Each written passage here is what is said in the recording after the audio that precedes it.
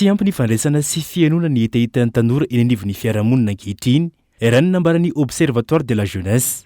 Tsy afaka maneho ny fahafampony, ny zavatra vitany sy tiany hatao, ny nofinofiny arak'asa sy ny maro hafa ireo tanora, hany ka mandeha anjabany fotsiny ihany ny maro anisa amin'izany.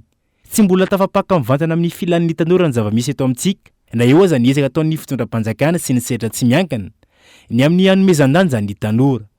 Fanontaniana petraky ny Observatoire de la Jeunesse tamin'ny tindra mitoraka ity ny hoe atao ahoana ny amolavola ireo tanora ho tompon'andraikitra amin'ny tenany sy ny manodidina azy ary ny firenena. Ny fanontaniana izay ny sosokevitray zany dia hoe tokony ilaina miara-mikondoha itsika malagasy satria aza diny fa tanorantsika reo tanora reo no motera manosika firenentsika na koa hoe tamavesatra ho antsika. Inona avy zay ny tokony fikonan-dohantsika malagasy zany inona ny sotoavina tena iritsika atsangana ho tanjona, inona ny sotoavina move misy zavatra manokana tena voizintsika zao ho an'ireo tanora atsika reo 15 ka hatramin'ny 30 taona reo, inona ny tokony sotoavina satria manjary ny tontolo iainantsika ankehitriny mihitsy zany ohatran'ny maniditsidiny zany vao maina ampin'ny Covid-19 dia manjary tsy hita koa izay faran'le tanorantsika hoentintsika ahoana ry zareo. Tokony manomana tsika budget sy hoenti-manana sy programme manontolo ho an'ny recherche momba ny tanora, zay fampandrosoana amin'ny alalan'ny recherche zay tokony ho zava-dehibe. Mitaky fampanarana ny toetrandro misy ankehitriny ny politika nasionalin'ny tanora, raha tiana ny ampivoatra bebe kokoa eto amintsika raha ny fanazavana.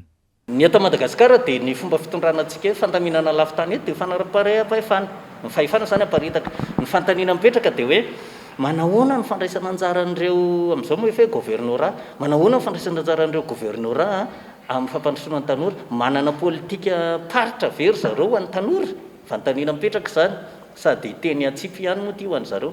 Manahoana ny programme ho an'ny tanora any amin'ny commune tsiraray avy ihany, fantatsika fa manana 570 commune tsika, manana programme ho an'ny tanora very zareo. Rehefa miresaka tsika hoe programme ny tanora, inona le lazaintsika hoe programme ny tanora, satria ny programme ny tanora tsy hoe andao hiala voly dia vita, na hoe andao andifa vaintsisy ny andro hoe tsy izay ihany ny programme ny tanora fa hoe ao anatina commune anankiray dia tokony misy politika hoe ahoana ny ampanana ny tanorantsika eto asa. Fandre matetika eto amintsika indrindra fa ny eto Antananarivo renivohitra ny hoe tsy misy ny asa ary manam-pahaizana maro no manao ny asa tsy mifanaraka amin'ny fianarana izay nataony. Izany indrindra no tokony hanavaozana ny politika nasionaly ny tanora. Raha ny kalitsotsota nataon'ny Observatoire de la Jeunesse, manodidina ny 20 tapitrisa eo ihany ny tanora, eo anelanelany 12 ka hatramin'ny 17 taona eto Madagasikara.